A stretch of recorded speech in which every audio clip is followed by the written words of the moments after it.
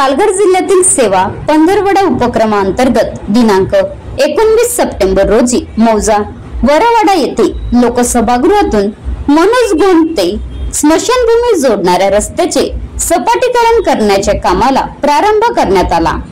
या कार्यक्रमाला माननीय उपजिल्हाधिकारी दीपक चव्हाण, तहसीलदार तरासरी अमोल पाठक, ग्रामपंचायत वरवाडा सरपंच दीपक डोंबरे, ग्रामपंचायत सदस्य बाबू कुर्हाडा, महसूल नायब तहसीलदार होगाडे रावसाहेब, मंडळ अधिकारी तलासरी मेहत्रे भाऊसाहेब, ग्राम महसूल अधिकारी तसेच महाराष्ट्र लाईव्ह न्यूजचे पत्रकार संतोष ठाकरे यांच्यासह गावातील ग्रामस्थ मोठ्या संख्येने उपस्थित होते।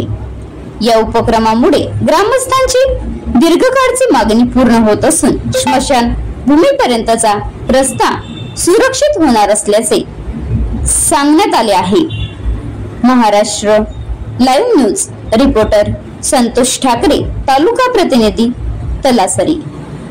आता गाडीवर मोबाईल नंबर नाही तर इमर्जन्सी QR कोड वापरा, जे तुम्हाला अडचणीच्या वेळी साथ देईल। बनवा व्हिडिओ, पाठवा व्हिडिओ, आम्ही तुमच्या न्याय हक्कासाठी लढा देऊ। ताज्या बातम्या व घडामोडींसाठी पाहत राहा फक्त महाराष्ट्र लाईव्ह न्यूज। आजच आमच्या चॅनलला सबस्क्राईब करा, शेअर करा, कमेंट करा आणि हो, बेल आयकॉन दबायला विसरू नका। जय महाराष्ट्र।